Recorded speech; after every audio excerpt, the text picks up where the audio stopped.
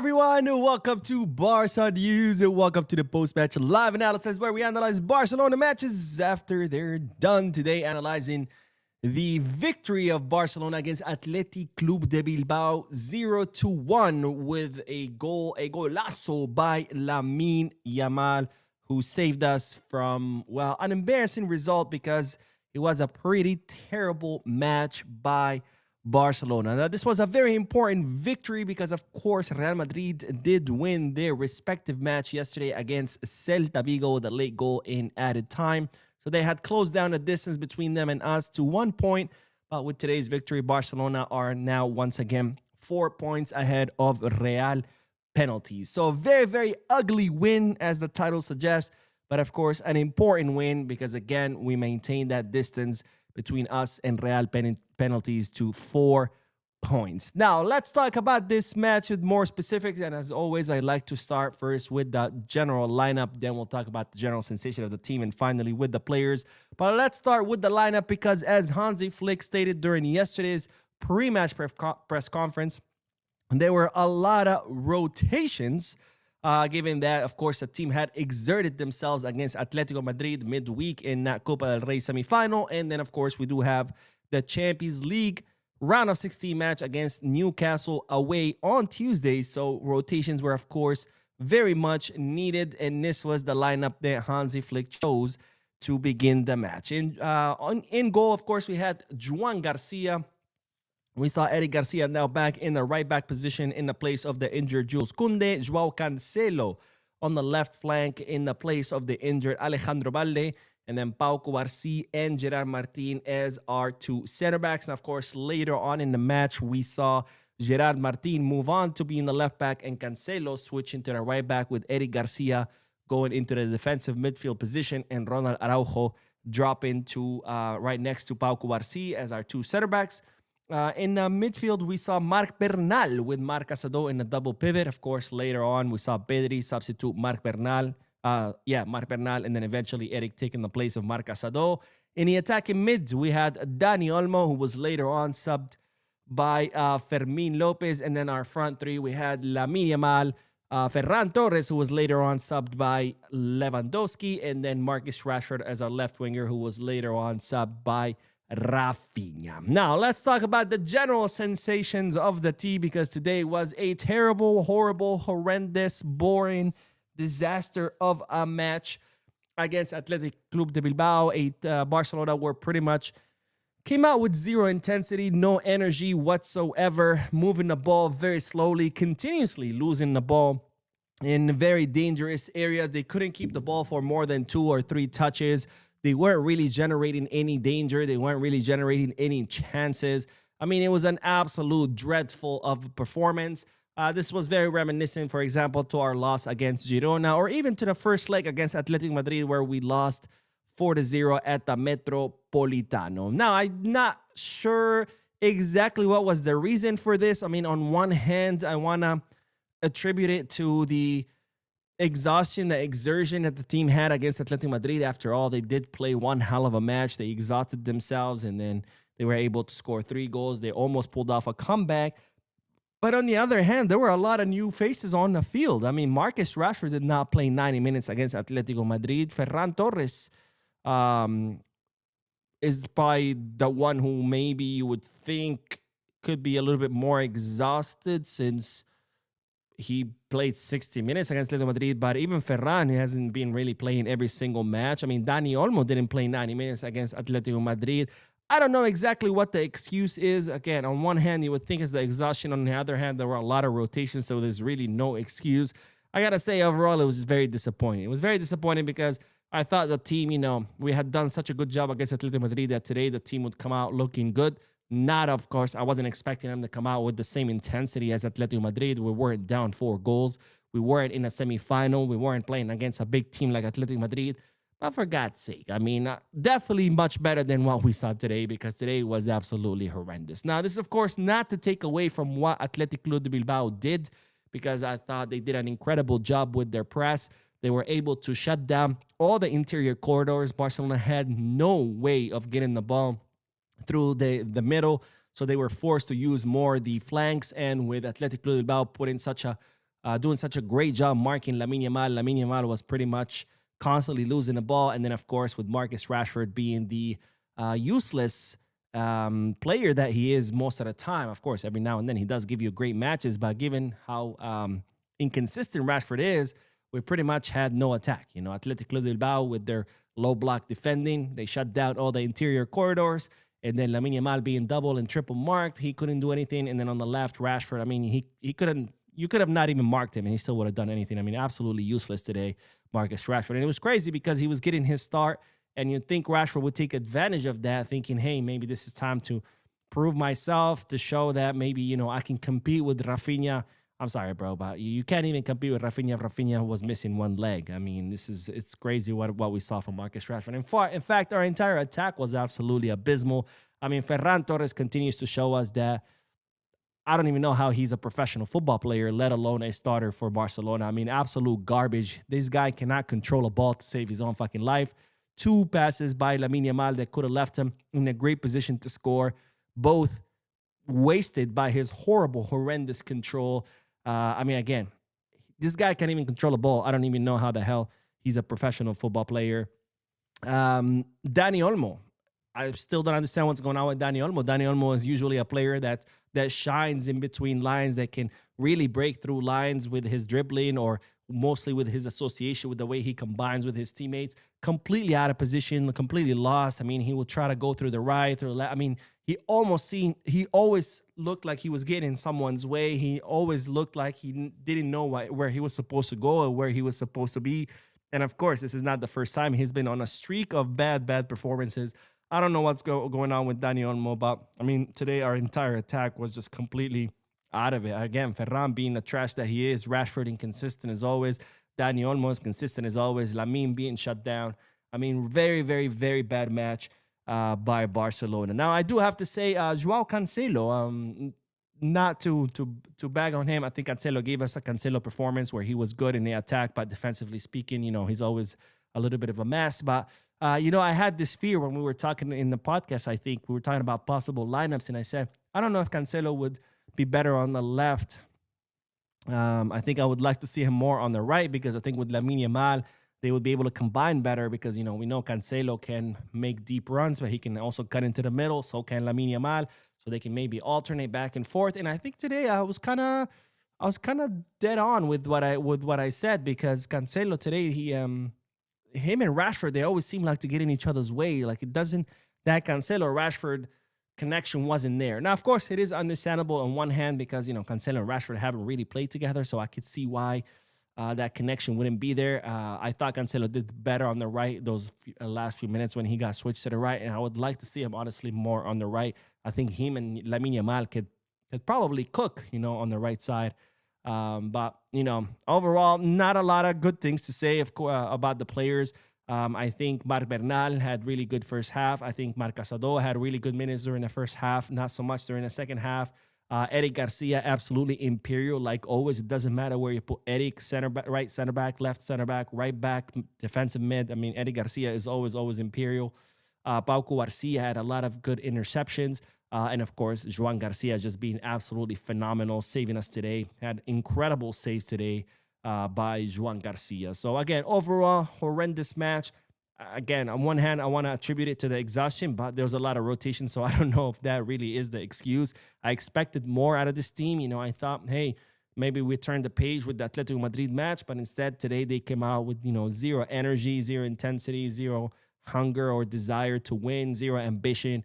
I mean, it was pretty bad. Again, not to take away from what Athletic Club Bilbao did with their press. I mean, it was suffocating press that Barcelona simply could not get out from under because, I mean, for fuck's sake, they just could not move the ball quick enough. Nobody was getting open. No one was running to the space. I mean, very bad match, but thankfully, Lamine Yamal with one brilliant play by Pedri, who puts in a great diagonal pass to him, and Lamine Yamal with his exquisite touch, you know, curling the ball to the far post. We got the goal. We got the victory. Incredibly ugly victory, but hey, I'll take it. It's 3 points. We're back to the top. Well, we were still at the top, but we're now 4 points once again ahead of Real Madrid, and of course, we now get to look forward against for the Champions League against Newcastle. But I gotta say, man, this performance cannot be repeated. I mean, you do this against Newcastle, we're not getting past them in the round of 16. And sure, Newcastle might not be doing too great in the Premier League, but I mean, again, you do this performance against a team like Newcastle, and you're not going through because, we were kind of lucky that it is Athletic Club, and this is one of the worst Athletic Club de Bilbao's in many, many years. I think this whole winning project that they were putting together by offering Nico Williams in 10 years is obviously blowing up in their face. So we got a little bit lucky there, but this kind of performance cannot be repeated. But anyways, we got the 3 points, we got the victory, and that's all that matters. Let's hope the team doesn't repeat this because today was just an absolute abomination, what we saw from the team. But hey, golazo by Lamine, and that's the difference. That's the thing when you have difference makers on the team. That's the thing when you have players like Pedri or like Lamine Yamal, where no matter how terrible you're doing, they can come onto the field in a few minutes, just completely change the outcome of the match, and that's exactly what we saw. Anyways, I don't have any more to say. Just happy with the 3 points. Happy that we won. Not happy how we won, but let's hope that Tuesday will be a better match. Let's do a few more comments and then we'll end this.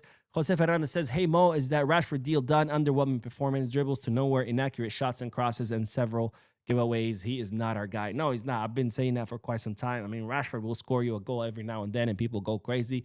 But hey, this is FC Barcelona. We're not looking for a guy to shine every now and then. We're looking for guys who can shine 70, 80% of the time, not once every 10 matches. The same thing I've been saying about Dani Olmo, the same thing I've been saying about Ferran Torres. It's becoming clearer and clearer. There's a lot of players on this squad that don't belong on the squad. And yeah, we keep talking about signing players like Rashford. We talk about renewing players like Torres. It's like, what are we doing here? What are we doing? Paul says that Lamine goal was crazy. It really was. It was a great, great goal. Great pass by Pedri. And, thanks to Lamine and Pedri that they saved what could have been a very embarrassing result. The Jeff says, "I really wonder how people watch Rashford defend his purchase." I don't know. I honestly don't know. Because 30 million on that, I'm sorry, but that's the biggest waste. If you told me Rashford is going to come as a free agent, I'd be like, all right, cool. I'm not a fan, but whatever. Yeah, at least he's coming as free. You still have to spend on his salary, but hey, at least he's free. He's a good option off the bench. But you're telling me 30 million plus his salary for that? Not to mention we spent 60 million on Dani Olmo plus his salary on that. Anyways. Justice Boyo, who says, "Hello Mo, Justice Boyo from the Gambia. I am still so disappointed with Dani Olmo as he's definitely not doing his work. Torres and Lewy should also leave the club now as they always play against us." Well, Lewy's leaving, right? Lewy's contract is expiring at the end of the season. Ferran, we have him until 2027, and Deco's talking about extending his contract. So God help us there.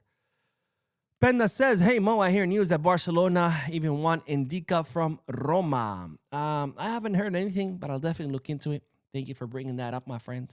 Evgeny says, "Heavy rotation in one of the most difficult away games. I take it 1-0. I'm just fine." I would not call this one of the most difficult games, away games. I mean, maybe two seasons ago, maybe last season. Yeah, maybe. But we're talking about one of the worst Athletic Club de Bilbao's in probably the 21st century in the last 26 years. I would not call this a difficult away match because you saw Athletic Club, bro. They had us against the ropes and they still couldn't do anything. I mean, our team looked like, I don't know, a group of 5-year-old kids playing pee-wee football against a professional team. And still Athletic Club couldn't do anything. Barca Mama says, "Third dose of Mo today. Happy with the win, even if it was not pretty." I'm guessing that's what you're trying to say. Well, thank you, Barca Mama. Yes, third dose. You were there for the Mocast, the watch along, and now the post-match live analysis. I feel like I've been doing lives all day.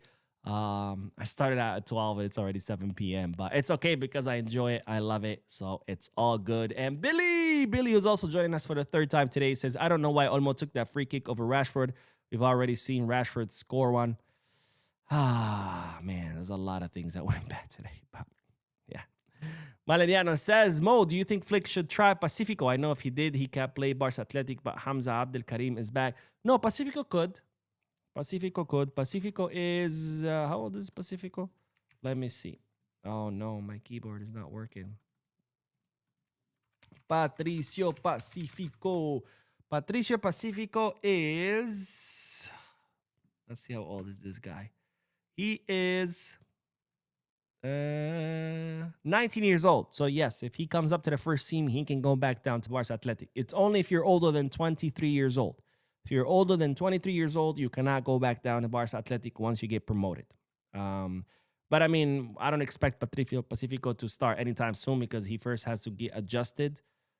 He first has to start for Barca Athletic before we can see him, making it to the first team. Fumla says maybe Ferran needs to get a shark haircut for the goals to come back. 30 million for Rashford. Come on. Omo is running like his head is heavy. I agree with everything you say. Zach Urban says Cancelo is better on the right with Lamine, in my opinion, because Lamine is usually contained by at least two players. With Cancelo, becomes 2v2, gives Lamine more freedom. 100% agree with that assessment. I would like to see Cancelo more on the right rather than on the left. And again, like that, Cancelo and Rashford just seem to constantly be getting in each other's way. Not that it's usually going to be Rashford starting there, but yeah, I would like to see Cancelo on the right. I think him and Lamine could cook. Night Game says versus Newcastle, we better actually perform good, giving them the benefits of the doubt. Maybe they didn't try as much today on purpose. I don't know, but that was horrible. Horrible. Let's see. Herbert says, I don't understand how Ferran Torres is still a Barcelona player. At this point, I don't understand how Ferran Torres is a professional player, period. Because it's he can't even control the ball. Can't even control the ball, man. It's like every time Lamine puts a ball to him, and we've seen this in every single match lately. Lamine Yamal puts a great ball into Ferran that would leave him 1v1 against the goalkeeper. And what does he do? The ball just bounces off his feet. I don't understand it. Surya says, what does Flick see in Ferran, but we don't why he can move Rashford to CF or something. My guess is, given how bad Ferran is, that probably Flick is looking at his options, and that's probably the best option he has. So maybe he is trying Rashford as a CF, and it's even worse than Ferran. That's my only guess because, I don't understand it either. Flick must be seeing something in training where he's like, the best option is Ferran. He's shit, but he's less shit than the rest. That's my guess. Let's see. McBarca says Rashford is a player you need when Barca are playing a low block. He's not used to facing low blocks. I think you meant maybe high block. You're playing a high block. He's not used to facing low blocks. Yeah, Rashford is someone who you could take advantage of his speed so he can run to the back behind the defenders. And against low blocks, you can't do that. But here's the thing: it's like 90% of the teams we face are low block teams. So if Rashford can only be used in situations where the other team is playing high up, then you're gonna use him once or twice a season, and we want to spend 30 mil on that. I don't know, man. Nathan with the donation. Let's fucking go. Thank you so much, Nathan, for your donation. But Nathan says, can Flick tell Deco to Ferran and stop the sign right now? Please don't renew Ferran. Please. Sell Ferran. Okay. Nathan says, sell Ferran. I don't see Ferran leaving. Because he's refused to leave several times when Barcelona tried to sell him in previous markets. And that's when he was playing under Xabi, and Xabi did not give him minutes. So if Ferran was refusing to leave when he was getting no minutes, he's definitely not going to want to leave now when he is getting minutes. So I think the only way we can get rid of Ferran is just wait for his contract to expire, which would be next season.